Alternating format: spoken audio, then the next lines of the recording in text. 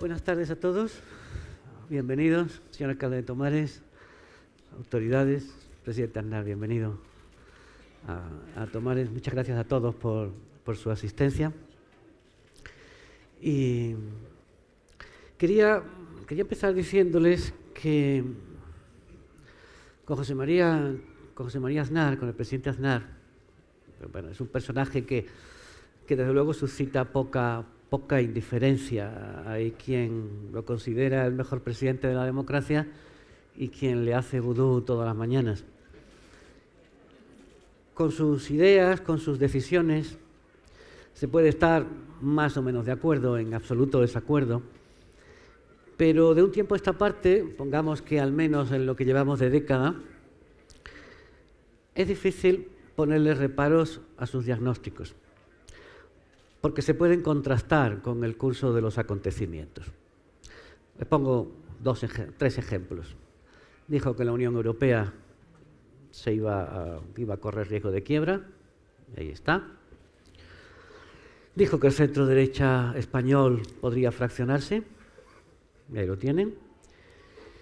Y cuando España estaba envuelta en la recesión y en la amenaza del rescate, dijo que el verdadero problema, el verdadero riesgo nacional era el conflicto de Cataluña, y no necesito decirles lo que sucedió. Quizá no haya acertado del todo con Ciudadanos, pero de eso hablamos luego. El caso es que, les decía, conviene estar atento a sus análisis, porque en buena medida se acaban cumpliendo. Y eso es este libro que venimos hoy a presentar. El futuro es hoy. No sé si... ¿Está bien el micro? Sí. El futuro es hoy, que es un libro de análisis, un ensayo de diagnóstico sobre geopolítica, sobre geoestrategia, sobre el orden mundial, sobre el rumbo de Europa, sobre los populismos y los nacionalismos y sobre el momento político de España. Es un libro en el que el presidente dice cosas.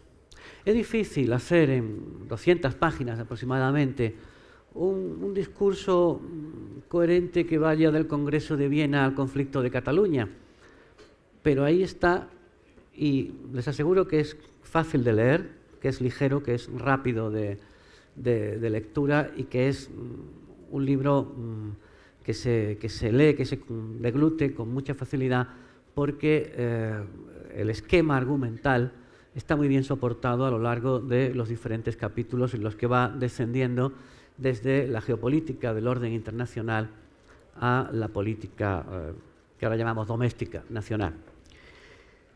Es un libro con opiniones, con apuestas, con interrogantes y también con recetas. Digamos que no es un libro evasivo ni genérico, es la obra de un hombre con fuerte vis política, con ganas de opinar, con ganas de contribuir al debate de las ideas, y yo diría que a veces se le trasluce hasta ganas de resolverlo.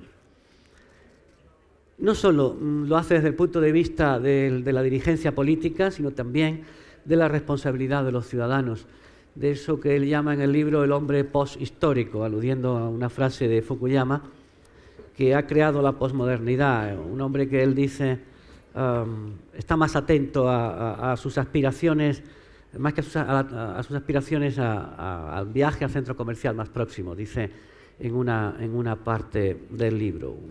Un hombre nihilista, dice, narcisista, que él ve configurado a la medida de unos líderes políticos que los representan. Líderes, dice, sin capacidades de liderar por falta de coraje y de capacidad de sacrificio. Por centrar un poco, presidente, la conversación, empezaría por este punto y por un liderazgo duro, carismático, como el de Donald Trump. Usted define el momento histórico como la quiebra del orden liberal clásico, el orden de la democracia representativa, por el empuje de diversos factores: la irrupción de China, la crisis de Europa, la revolución tecnológica, la irrupción de los populismos y su correlato nacionalista. Y yo quería preguntarle, para empezar, si la aparición de Trump contribuye también a a la irrupción, a la expansión de ese modelo iliberal o antiliberal que usted define en las páginas del Futuro es Hoy? En primer lugar, muchas gracias a todos por estar aquí, muchas gracias al Ayuntamiento de Tomares por su invitación y a su alcalde. Muchísimas gracias por esta iniciativa, porque realmente tener desde Tomares una feria del libro y celebrar la 11ª edición, pues da gusto estar aquí. Y quiero decir que estoy muy a gusto y muy contento y muy feliz. Y muchas gracias a Ignacio por estar aquí, por esta oportunidad de conversar contigo, que aprecio muy sinceramente, ¿no?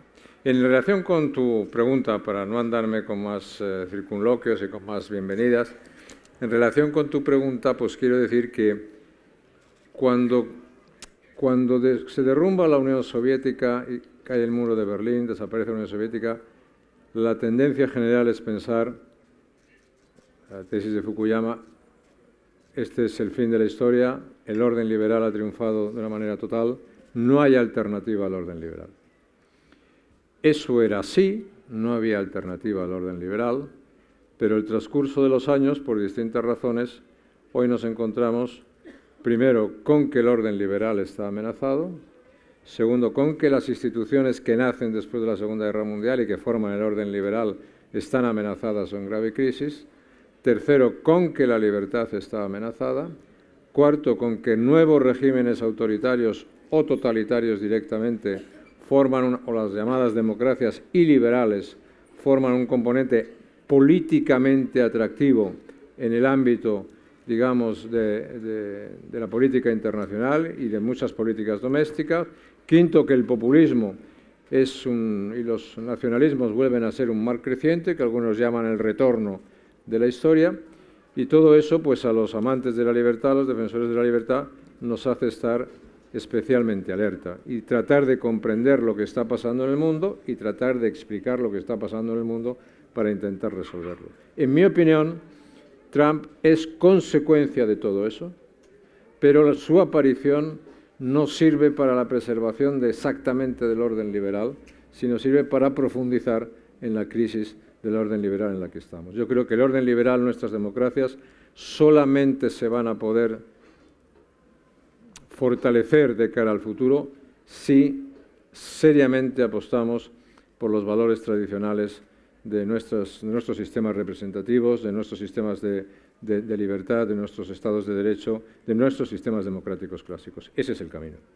Pero cada vez surgen, no solo en América, sino en Europa, en todas partes, también en España, liderazgos que proceden de la antipolítica. Sí, cada vez más, y es un fenómeno de nuestro tiempo. Yo creo que eso responde a dos características que personalmente a mí no me gustan del mundo político de hoy. Una es la fragmentación social, la fragmentación política, la fragmentación cultural. Eso es consecuencia en gran medida de la revolución tecnológica. Todo está fragmentado en nuestras sociedades. Los medios de comunicación se fragmentan, los partidos políticos se fragmentan, los sistemas institucionales, todo es una fragmentación continua y cada vez más acelerada. Y en segundo lugar es el personalismo. Los partidos tradicionales, sus ideas, sus proyectos desaparecen y se diluyen en proyectos estrictamente personales que acaban teniendo una faceta y un carácter absolutamente populista. Y eso se puede ver en muchísimos países, no solamente en los Estados Unidos, se puede ver en Italia, se puede ver en el Reino Unido, se puede ver en países asiáticos y se puede ver también en España. Y hablando de España, aunque sea saltar un poco el orden que yo quería llevar, que es más o menos el mismo del libro, lo que Trump, por ejemplo, acabamos donde hay que acabar. O sea que... Lo que Trump tiene de respuesta visceral a ciertos paradigmas políticos hegemónicos que provocan un cierto descontento, ¿puede tener en España traducción con una derecha aislacionista que explota el hartazgo de unas clases medias que se sienten expulsadas de la política? Sí, esos son fenómenos que son mezclas, fenómenos de protesta, fenómenos populistas. son lo que algunos, en términos ingleses, dicen la lucha de los anywheres contra los somewheres, aquellos que se consideran parte del mundo global y aquellos que se consideran parte de algo concreto, ¿no? Tiene mucho que ver, ¿no? Y no es un fenómeno solo, es un fenómeno que se agudiza con la llegada de Trump en los Estados Unidos y que tiene una expresión política muy clara, por ejemplo, también en Francia con el derrumbamiento de los dos grandes partidos tradicionales. El Brexit es un ejercicio de populismo. Hungría, Polonia son ejercicios de políticos más o menos de las democracias iliberales. Italia es casi la perfección porque está en manos de populismo de derechas y de populismo de izquierdas al mismo tiempo. Y en España teníamos un populismo de izquierdas, que es Podemos, y teníamos un populismo de... Ahora tenemos un partido a la derecha, que antes no existía, y que es un ejercicio de esta visión populista, simplista, de resolución fácil de los problemas, pero que más que resolverlos, yo creo que sinceramente los agudiza. ¿Y qué se llama? Se llama Vox. Sí. Algo habrán hecho mal los partidos, de todas maneras, los partidos convencionales, los agentes políticos clásicos, para provocar, para participar o para tener una responsabilidad en su derrumbe, además de los estragos de la crisis. Además es como que también tuvo mucho que ver, pero lo importante es ver cómo, por ejemplo, si uno se fija en los años 30 del siglo pasado, y por eso el retorno de la historia, que es lo que está pasando, no es una broma lo que estamos hablando. Si uno se fija en los años 30 del año pasado, del siglo pasado, la grandes crisis acaba culminando por el derrumbamiento de los partidos centrales en los países europeos democráticos. El último país donde los partidos centrales se derrumban es en Alemania. Claro, cuando se derrumban en Alemania, todo se derrumba con las consecuencias que sabemos. Ahora mismo estamos viviendo algo parecido, y es el derrumbamiento de los partidos centrales en muchos países del mundo, y de los espacios moderados centristas, ¿no? Y estamos viendo cómo se produce una fuerte polarización en los extremos, ¿no? Por ejemplo, el Partido Republicano y el Partido Demócrata en los Estados Unidos, pues en gran medida colapsan y dan origen a un candidato fuera del sistema como es Trump, ¿no? Pero, por ejemplo, Macron en Francia es la expresión del hundimiento de la derecha y de la izquierda, y lo que queda son radicalismos. Podemos en España es fruto de la existencia de una crisis muy fuerte dentro del Partido Socialista, ¿no? Y Vox en España, y Ciudadanos también, pero vamos hablando de radicalismos, Vox es la expresión del fraccionamiento del espacio de centro-derecha, de lo que antes era uno, representaba uno, ahora está dividido en tres. Y eso, por lo tanto, tiene un componente general. Hay un componente de fragmentación general en el mundo. Segundo, si venimos al componente español en particular, componente doméstico español, en mi opinión, el troceamiento del espacio de centro-derecha en España tiene dos orígenes fundamentales. Uno, el que nace de Ciudadanos, que es fruto de la falta de acción del partido central del centro-derecha, del Partido Popular, en Cataluña. Y otro, Vox, cuya explosión, cuyo desarrollo se produce como consecuencia de lo que muchos ciudadanos perciben de falta de acción del Gobierno de España, representado también por el Partido Popular, en Cataluña. Por lo tanto, del problema esencial de España, que es Cataluña, problema que si no afrontamos y no tratamos de resolver, no resolveremos otros asuntos, de ese problema nace esencialmente un problema fundamental para el centro-derecha hoy en España, que es su fraccionamiento, ¿no? Además, digamos, de las tendencias generales que nos pueden afectar como a tantos países, ¿no? Bueno, ahora volvemos a eso. Usted es muy crítico con la respuesta de la Unión Europea, desde la crisis del Golfo y a esta nueva oleada permítame que lo llame así, de antipolítica. Dice usted que la Unión Europea está en vía muerta. Pero en este momento de cuestionamiento de la idea de Europa, hay salvación. Usted califica la idea de Europa de un milagro de la evolución, que hemos pasado los europeos de matarnos en una carnicería, en 2 carnicerías consecutivas, a un modelo de convivencia democrática y de desarrollo. ¿Se puede estar en Europa sin compartir su sistema de valores? ¿Hay salvación fuera de Europa? Lo que salva, lo que hay, lo que tenemos nosotros políticamente que preservar, voy a decir por encima de todo, es la Unión Europea. La Unión Europea es, como has dicho muy bien, es un milagro. Y la historia de Europa es una historia totalmente distinta a lo que representa la Unión Europea. Hay muchos de nosotros que no lo hemos vivido. Pero claro, todos los que hemos nacido después de la Segunda Guerra Mundial podemos caer en la tentación, como caen algunas generaciones de ahora, de pensar esto es la historia normal del mundo. Y eso no es la historia normal del mundo. Eso es una historia de excepción. Estamos viviendo un tiempo excepcional. Nosotros lo tenemos que mirar con ese tiempo excepcional. Y más vale preservar lo que ha sido, lo que ha generado ese tiempo excepcional que ha generado y creado la Unión Europea. Lo que yo digo es que en una Unión Europea, como un país sin valores, sin creencias, sin principios, sin fundamentos, pues actúa desorientado en el mundo. Y lo que digo es que tenemos que ser conscientes que el valor fundamental de la Unión Europea, de su existencia, de su realidad actual y de su futuro, tiene un nombre, que es el atlantismo. Hoy, que se está celebrando estos días, ayer y hoy en Washington, el 70 aniversario de la creación de la OTAN, ¿no? Nos tenemos que dar cuenta que la OTAN fue anterior a la Unión Europea. Sin la OTAN nunca hubiese habido Unión Europea. Y sin la OTAN no puede haber Unión Europea, porque los europeos hemos renunciado a nuestra capacidad de defensa y de asegurar nuestro futuro por sí mismo, ¿no? Entonces, ese valor del atlantismo es un valor que debemos preservar y que entonces debemos hacer todo lo posible porque forma parte de nuestros activos fundamentales. Para un país atlántico como España, que lo es, y que lo debería ser mucho más todavía, pues eso es un elemento muy grande de preocupación.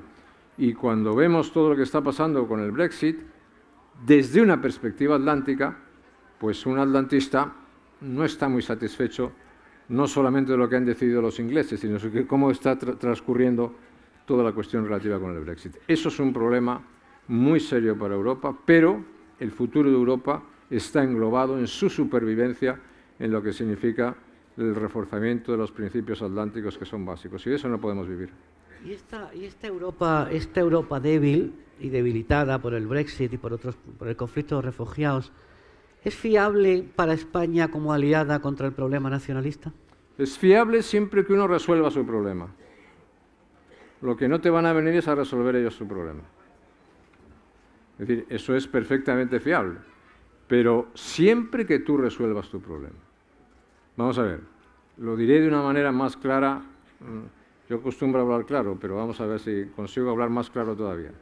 Si los españoles no afrontamos e intentamos resolver un golpe de Estado y el problema de la secesión de Cataluña, los finlandeses, los suecos, los alemanes o los polacos no van a venir a resolvernoslo.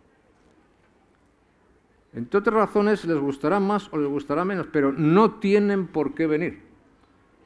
Entre otras cosas porque los españoles hemos decidido no resolverlo. Y si no lo queremos resolver, ¿por qué no lo van a resolver otros?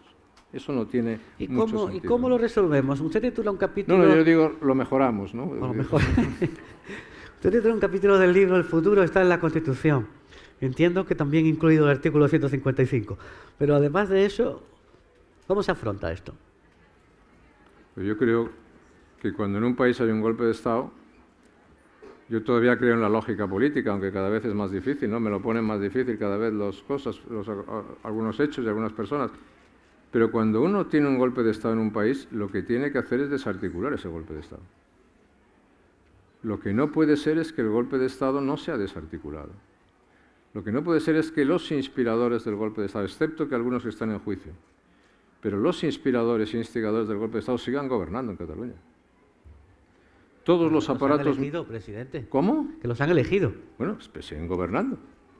y siguen gobernando y siguen desafiando el Estado de Derecho. Esa fue una de las cosas, yo digo que, en mi opinión, debió hacerse de otra manera. Es decir, yo creo que hay que intervenir la autonomía catalana para restablecer la Constitución y para restablecer el Estado de Derecho y el respeto a la ley, la supremacía de la ley, que no es pedir tanto. Pedir que se respete la ley, que se respete la Constitución, pedir que se respete el Estado de Derecho es algo elemental para la convivencia de una sociedad. Pero lo que no puede ser es que los aparatos de políticos, los aparatos mediáticos, los aparatos de agitación, los aparatos hasta las partidas de la porra funcionan en Cataluña, pero lo que no funciona es la ley, y eso no puede ser. Entonces, o desarticulamos el golpe de Estado, o no podemos convivir con el golpe de Estado, y el golpe de Estado se llevará por delante España. Y entonces, si no afrontamos un golpe de Estado y no afrontamos el desafío al Estado de Derecho que eso supone para la convivencia de España, ¿cómo vamos a afrontar otros problemas? ¿España necesita una reforma fiscal? Claro que sí, muy importante. Y de las pensiones también, y educativa también, y de muchos otros factores también, y afrontar la revolución tecnológica también, pero si no resolvemos un problema de coexistencia, de continuidad histórica de la nación española, ¿cómo vamos a afrontar esos problemas? Entonces, lo dramático de la situación que vivimos es que esa es la cuestión que está puesta encima de la mesa desde hace tiempo y no resolvemos, y que está puesta encima de la mesa en las próximas elecciones. Y lo que es más inexplicable todavía es que una parte de la secesión, una parte del independentismo, por no decir todo el independentismo, toda la secesión, esté apoyando a la fórmula de gobierno que todavía está gobernando España y que aspira a reeditarse en las próximas elecciones. Quiero decir, yo no puedo fiar la continuidad histórica de la nación española en la que creo y por la que he luchado, justamente en los que quieren acabar con la nación española. Déjeme que le diga una cosa antipática. Mucha gente, incluida parte de la derecha, piensa que una parte del problema catalán también tuvo que ver con los pactos del Partido Popular en el Majestic en el año 96 y la ampliación de las transferencias al nacionalismo. Lo mismo que tuvieron que ver los pactos que hizo mi predecesor Felipe González en el año 93. Entraban dentro de lo que significa el desarrollo constitucional y el pacto constitucional que luego se rompió. El pacto del Majestic no es un pacto con el nacionalismo catalán, es un pacto para toda España. No se reforma la financiación autonómica para Cataluña, se reforma para toda España. No se acaba el servicio militar en Cataluña, se acaba en toda España. No se hacen todas las reformas que se hacen en Cataluña, se hacen en toda España. No es un pacto para Cataluña, es un pacto para toda España. Esa es la significación del pacto del Majestic. Tanto que los españoles lo entienden así. Tanto que nos permite tomar las decisiones de estabilidad parlamentaria para que España sea miembro fundador del euro desde el primer momento. Y tanto que 4 años después, los españoles, en el año 2000, le dan al Partido Popular mayoría absoluta. Si eso hubiese sido malo, los españoles nunca nos hubieran dado mayoría absoluta. Pero tampoco en Cataluña hubiésemos tenido los mejores resultados históricos en toda la historia del Partido Popular, ¿no? Que ya los quisiera yo la mitad ahora. La mitad de aquellos ahora. Vuelvo a la refundación, a lo que usted hablaba de la fractura de la derecha. Usted habla en el libro ya lo ha dicho muchas veces en público, de la necesidad de una refundación del centro derecha. Otra, porque ya hizo usted una en los años 90. ¿Sobre qué premisa se podría articular eso cuando no hay una fuerza hegemónica y hay 3 partidos que se disputan el espacio sin una posición de preeminencia clara, o por lo menos con dudas sobre la posición de preeminencia? Yo creo que para explicar esto tengo que explicar una cosa previamente, que me permitirás. Y yo estoy y defiendo actualmente el Partido Popular, porque el Partido Popular representa otra vez lo que siempre ha representado. O sea, porque el ADN del Partido Popular está otra vez fijado en el Partido Popular. Y eso es muy importante. Y los principios clásicos, esenciales, los principios que han vertebrado la identidad del Partido Popular, están otra vez en vigor. Si eso no fuese así, yo no lo diría ni hablaría de esa manera. Y segundo, la segunda cuestión que digo es que hablo por preocupación por España. Yo estoy sinceramente preocupado por España. Y dentro de eso, si uno mira a la izquierda, que es la que ha constituido el gobierno con los secesionistas, yo no me puedo fiar de eso, obviamente. Pero yo no puedo considerar hoy, si quiero continuar el legado de la transición y quiero mantener el orden constitucional, no puedo considerar al Partido Socialista de Sánchez un partido constitucional. No lo puedo considerar un partido constitucional.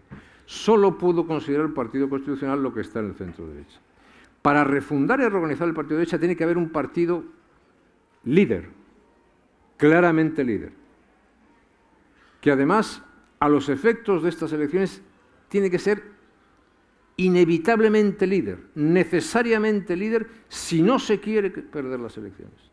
Y ese partido solamente puede ser uno, que es el Partido Popular, que representa una vez más sus esencias desde el punto de vista de lo que significa la vertebración nacional, un proyecto nacional para España, un proyecto atlántico, un proyecto europeo, un proyecto reformista en lo económico, un proyecto reformador en lo social y un proyecto de transformación y de empuje del país. Eso es exactamente fundamental que se consolide para la refundación del centro derecha. El resto vendrá después.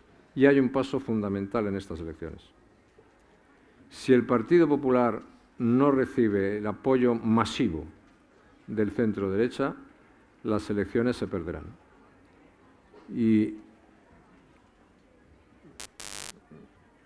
yo solamente en estas reflexiones apelo a la responsabilidad de los ciudadanos y apelo a la responsabilidad de los electores, que lo piensen bien. Si no hay un voto masivo para el Partido Popular en el que se puede confiar, y si no se pudiera confiar, yo no lo diría, las elecciones se pierden. Y yo no quiero que se pierdan. Vamos a decir. El libro debió usted entregar a imprenta, imagino que en verano aproximadamente, pasado. Antes del verano. Antes del verano. Más o menos cuando estaba por resolverse la crisis de liderazgo del Partido Popular. Antes. Eso. Después de la retirada de Mariano Rajoy. Y usted hace ahí un pronóstico optimista sobre Ciudadanos. Dice, lo ve con un recorrido grande. Dice.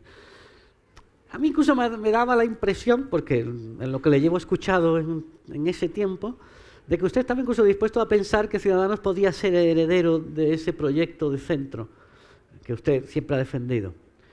¿Mantiene pronósticos sobre Ciudadanos ahora? Podía haber sido el heredero, pero no lo va a ser, porque han cambiado las cosas. Pero pudo ser el heredero por una razón. Vamos a ver. Cuando el partido que está en el gobierno, en unas elecciones, en una comunidad autónoma básica y con el problema del secesionismo delante de la mesa, pierde esas elecciones en relación con Ciudadanos. Es decir, cuando los electores catalanes dicen, para defender la Constitución en Cataluña yo me fío más de Ciudadanos que del Partido Popular, algo mal está pasando. Y yo lo dije, solamente dije una cosa, creo que se debería reflexionar sobre este punto, ¿no? O bien, o no se me hizo caso, o no se reflexionó lo suficiente, o no sé lo que pasó, pero sé los resultados. Los resultados fueron que a la siguiente elección los ciudadanos no dijeron, para resolver la Constitución en Cataluña confío más en Ciudadanos que en el Partido Popular. No, es que fue una carnicería.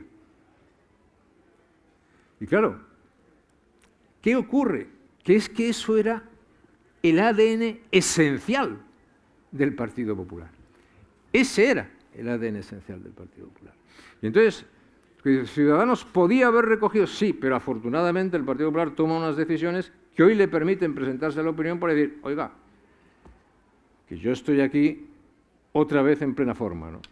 Y esto no significa ni mirar para atrás, sino significa intentar entender las cosas para intentar afrontarlas o resolverlas. Hoy, la manera de encarar el problema catalán, imaginemos que el Partido Popular pues, no es votado masivamente. El Partido Popular ganó las últimas elecciones en 42 provincias en España, 42 circunscripciones, y por eso tiene mayoría absoluta en el Senado. Imaginemos que el Partido Popular gana elecciones, o es el más votado en 15 elecciones.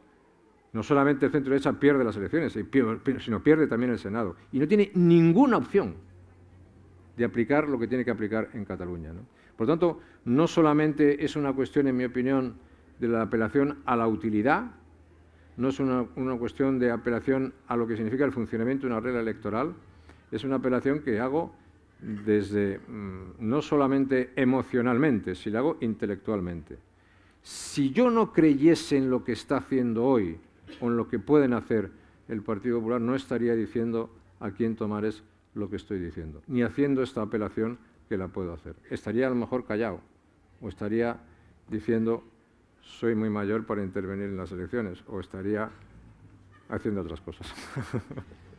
Usted dice en algún momento que tal vez hoy no se podría permitir haber designado a su sucesor, como hizo en 2003. No se le ve muy partidario de los procesos de primarias. Pero a mí me da la sensación de que usted ha quedado más satisfecho de las primarias del PP que de su propia decisión. No. O de los resultados de uno y de otro. No, tampoco, no. Los procedimientos son distintos en cada época, ¿no? Y por tanto no hay procedimiento perfecto. Pero lo que hace falta es que las cosas pues marchen y las cosas funcionen, ¿no? Si se me pregunta por algunos problemas, yo hablo claro de esos problemas y hay muchas cosas pues de las que hablaría. España ha hecho cosas, o menos que ha hecho cosas que están muy bien y que es justo reconocer, pero nosotros tenemos un problema que hay que afrontar y resolver, ¿no? Y ese problema es un problema básico, ¿no? Es el problema que tenemos, es el problema de nuestras elecciones. Lo que asombra, permítame, Ignacio, que lo digas, es que quien está en el Gobierno hoy presente un programa electoral y en el programa electoral no se menciona el principal problema de España. Es que es una cosa asombrosa. Es una cosa asombrosa. Pero yo puedo decir en Tomares que a mí, por ejemplo, el tener un Gobierno de España que ha aprobado gastos en los últimos viernes con las elecciones convocadas por más de 4.000 millones de euros. 4.000 millones de euros que no tenemos, porque tenemos un déficit de casi el 3%. Bueno, pues acaba de aprobar unas medidas con el apoyo de los secesionistas y de Bildu, es decir, de Batasuna. A mí, que haya un Gobierno de España que recibe el apoyo de Batasuna para gobernar España, eso me parece no solamente un error, me parece indecente y me parece inmoral. Y lo tengo que decir de esa manera, ¿no?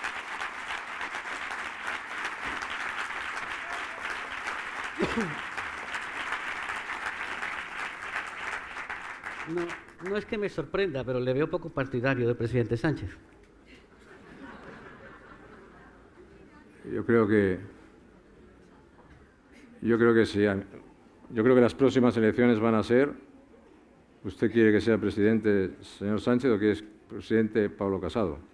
Yo en la respuesta no tengo la menor duda, ¿no? El no gobierno que hemos tenido, la sola repetición de ese no gobierno significan, en mi opinión, tres cosas.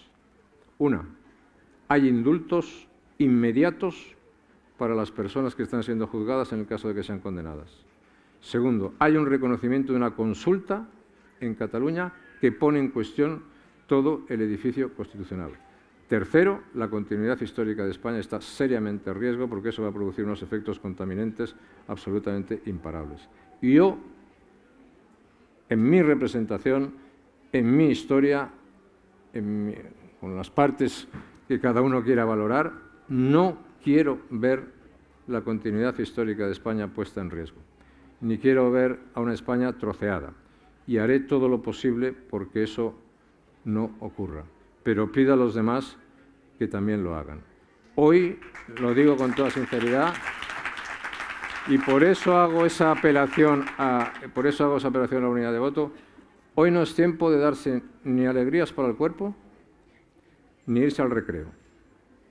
Hoy tenemos una tarea urgente y las generaciones tenemos que saber cómo podemos afrontar y resolver esa tarea urgente. No le veía yo tan metido en harina desde que dejó el Gobierno. Pero a mí me meten en harina, yo pues no, es que no me gusta mucho la harina tampoco, pero lo que me gusta, pero sí tengo mis responsabilidades. Y esas responsabilidades no las voy a dejar de cumplir. Pero vuelvo a repetir, si no creyese en esas dos cosas que he dicho, en lo que representa el Partido Popular y en mi preocupación por España, si no creyese en eso, mi aspiración a una vida más tranquila también es razonable, ¿no? Para ir terminando, porque creo que va usted a firmar algunos libros hoy, una última cosa, o dos últimas cosas. Primero, si usted entiende al votante de Vox. Y segundo, si la derecha y el centro ganasen las elecciones, a su criterio deben gobernar con o sin Vox, como en Andalucía. Yo, en la segunda pregunta no está en el momento, ¿no? Es decir, quiero decir, no está en el momento y ni tampoco es mi responsabilidad. En la primera yo apelo a la responsabilidad de ese votante. Apelo a la responsabilidad, apelo al sentido de la responsabilidad, con todo respeto. Yo sé de dónde vienen la mayor parte de los votantes de Vox, como todo el mundo, pero apelo a la responsabilidad de ese votante. Hoy o ese voto se unifica o Sánchez gana las elecciones. Y si se quiere que Sánchez sea presidente del Gobierno, pues que no se saquen las consecuencias que se quieren sacar. Pero por eso he dicho antes, por favor, ni es momento de darse una alegría al cuerpo, ni es momento de irse al recreo, sino es momento de la toma seria de decisiones. Y esa toma de decisiones se puede hacer en torno al que tiene más posibilidades y en torno al que está diciendo algo en lo que cree. ¿Es usted optimista o pesimista de cara al 28 de abril? Yo siempre soy optimista porque a mí me las ponían siempre muy negras y siempre las sacábamos blancas, o sea que no, siempre... Bueno, pues, presidente Aznar, muchísimas gracias por su rato, por su conversación. Déjame decir, Ignacio, primero darte las gracias a ti también y decirme que el libro es muy bueno, que lo recomiendo. Eso es.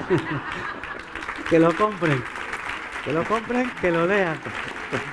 Y usted, presidente, vuelva pronto a Tomares. Muchas gracias a todos. Muchas gracias, es un placer.